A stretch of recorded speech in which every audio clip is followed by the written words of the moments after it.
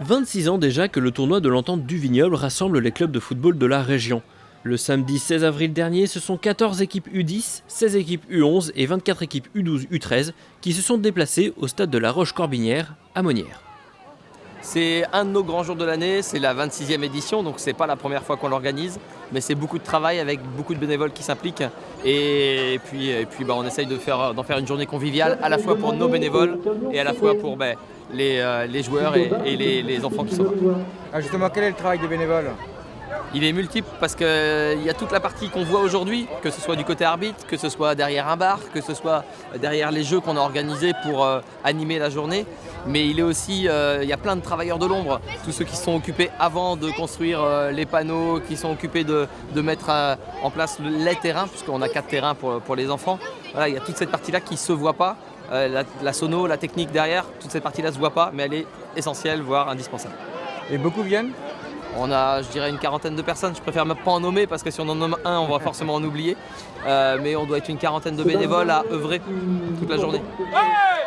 30 secondes. Alors d'habitude on a 2 tournois, un qui regroupe la catégorie U10, U11 et un U12, U13. Mais ce qu'on s'est rendu compte et ce que Freddy Caillé qui organise le tournoi s'est rendu compte, c'est que les U10 malheureusement ils souffrent beaucoup parce qu'il y a une vraie différence. Il n'y a qu'un an d'écart mais ils souffrent beaucoup. Donc cette année on a fait un tournoi U10 avec 14 équipes, un tournoi U11 avec 16 équipes et un tournoi U13 qui comprend quasiment une trentaine d'équipes puisqu'on a 54 équipes en tout. Donc pas forcément que au niveau du vignoble, on va chercher un peu au bout de la Vendée comme on n'est pas très loin, un peu au bout du Maine-et-Loire comme on n'est pas très loin non plus, un peu au nord parce qu'on a par exemple l'équipe de Sainte-Reine de Bretagne qui doit être l'équipe la plus éloignée de nous, et le reste principalement du vignoble, que ce soit Sèvres-et-Maine, Gorges, Clisson, l'Entente du Vignoble, j'en oublie, désolé pour ceux que j'oublie, mais voilà ceux qu'on retrouve principalement. Et les matchs durent combien de temps ? 8 minutes par match, pas de mi-temps, parce qu'une mi-temps, j'allais dire ça sert pas grand chose mais ça perd du temps. Donc on fait une fois 8 minutes et puis ça permet aux enfants de jouer le même nombre de matchs pour tout le monde et c'est important pour nous. 7 matchs par équipe. Donc c'est un petit peu comme un championnat ou c'est un vrai tournoi ? C'est un vrai tournoi parce qu'il y a une notion de le plus fort du jour gagne, mais on n'est pas sur toute une année. C'est le plus fort du jour qui gagne. Qu'est-ce que ça peut apporter à nos jeunes ? Ça leur apporte, on a tous ceux qui ont fait du sport, que ce soit du football ou autre chose, ils ont vécu ça un jour. Et le tournoi, c'est important pour nous parce que même des années plus tard quand vous gagnez un tournoi, ça reste vos copains avec qui vous avez gagné le tournoi, etc. Ceux qui auront la chance de gagner le tournoi aujourd'hui s'en souviendront encore dans quelques années. Et après, votre avis, je dirais, sur le côté technique de ces jeunes, où en sont-ils ?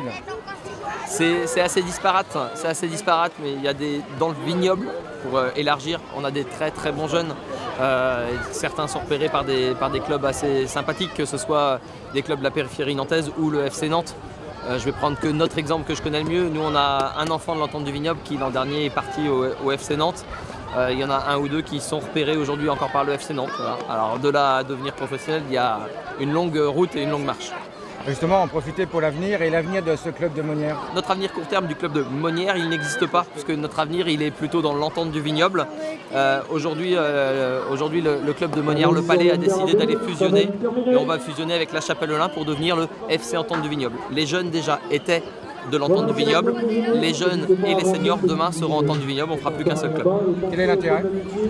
L'intérêt, c'est qu'aujourd'hui, le football souffre en termes de licenciés, c'est de se regrouper, c'est d'avoir plus d'infrastructures, c'est d'avoir des bénévoles qui sont encore plus nombreux. Donc c'est juste de mutualiser les moyens et de mutualiser les joueurs pour avoir un projet sportif le plus ambitieux possible. Le tournoi U10 a été remporté par le GJ Sainte-Reine-Crossac et le tournoi U11 par l'ASAG La Haye-Foissière, 2 grands clubs fidèles à cet événement depuis de nombreuses années. Quant au tournoi U13, il a été remporté par l'équipe qui jouait à domicile, l'Entente du Vignoble.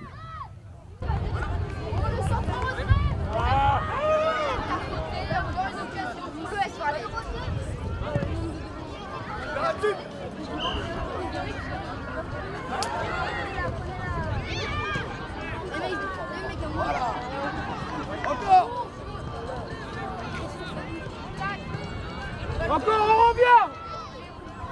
Repli. Attention, le son. Romain. 30 secondes. Romain. Allez,